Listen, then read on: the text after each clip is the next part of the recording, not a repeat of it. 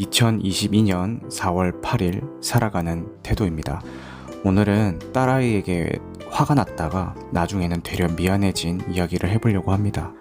오늘 모처럼 날씨도 좋고 일찍 퇴근도 해서 오랜만에 저녁 외식이나 할까 싶어 다 같이 외출을 했습니다. 집에서 도보권에 있는 공원에 가서 벚꽃 구경도 하고 사진도 찍고 놀다가 근처 식당으로 들어갔습니다. 그런데 아이가 자꾸 음식이 맛이 없다면서 먹지도 않고 소파 테이블에 누우려고 하고 좀 징징거리는 거예요. 그래서 제가 좀 뭐라고 했습니다. 여기 같이 밥 먹으러 왔는데 그렇게 안 먹으면 어떡하냐, 같이 저녁 먹고 들어가자 얘기를 했는데 와이프가 옆에서 아이의 입장을 대변을 해주는 겁니다. 아이가 요즘 콧물이 좀 나요. 그래서 코가 막혀가지고 밤에 잠도 제대로 자지도 못했고 오늘 유치원에서 야외 활동을 한 날이라 아마 많이 피곤할 거다. 그래서 애가 졸려서 그런 것 같다. 이렇게 상황을 대변을 해주는 겁니다.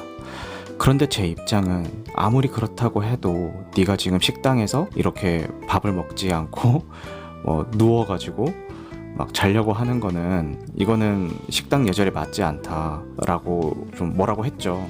결국 아이는 밥은 밥대로 먹지 않고 식당 그 소파에 누워서 잠이 든 거예요. 그래서 그 아이를 들쳐업고 이렇게 집으로 돌아왔죠. 그렇게 집으로 돌아와서 아이를 침대에 눕히고 나니까 그 식당에서는 사실 아이의 그런 행동들이 화가 났었는데 식당 예절을 지키지 않았다는 거에 대해서 그런데 식당에 가기 전에, 그러니까 외출 준비를 할 때를 생각을 해보니까 되려 아이에게 미안해지더라고요.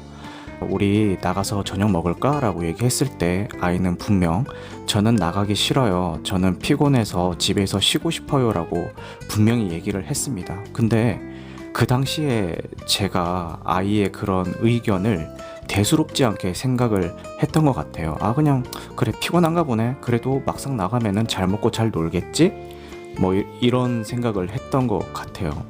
근데 아이 입장에서는 자기는 분명히 나가기 싫다고 의사표현을 했음에도 불구하고 엄마 아빠가 이제 나가자고 하니까 억지로 나왔는데 그래도 나와서는 꽃 구경하고 재밌게 놀았단 말이에요.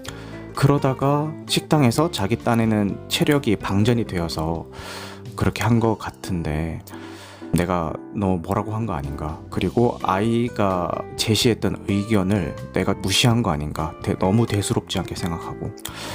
근데 중간에 또 애가 깼어요. 집에서 자다가. 그래서 불러서 끌어안고 아빠가 미안하다. 아까 네가 분명히 피곤해서 나가기 싫다고 얘기를 했는데 아빠가 그 얘기를 귀담아 듣지 않았던 것 같다. 근데 항상 네가 나가기 싫다고 해서 모든 상황에서 다 안 나가도 되는 건 아니다. 다른 사람과 약속을 했거나 어쩔 수 없이 나가야 되는 경우도 있다. 근데 오늘처럼 그냥 우리끼리 나가서 뭔가를 한다거나 일정이 있을 때는 만약에 네가 정말 나가기 싫으면은 그때는 다시 한번 얘기를 해달라. 그때는 내가 다시 귀담아 들어줄게 라고 사과를 했습니다. 가족이 무르익어 간다는 거는 가족 구성원 한 명 한 명의 의견을 귀담아 들어야 된다는 의미인 것 같기도 합니다. 특히 부부끼리는 서로가 성인이라는 의식이 있어서 의견을 얘기했을 때 그래도 귀담아 들어주는 편이긴 한데 유독 아이의 의견은 부모 내면에 얘는 아직 어려서 그래? 아니면은 우리가 통제하면은 잘 따라올 거야 라는 생각 때문에 아이가 어릴수록 그 의견을 귀담아 듣지 않거나 대수롭지 않게 생각하는 경향이 있는 것 같습니다. 오늘 일을 통해서 우리 아이가 하는 이야기도 평소보다 좀 더 귀담아 들어줘야겠다라는 생각을 하며 오늘의 살아가는 태도를 마치겠습니다.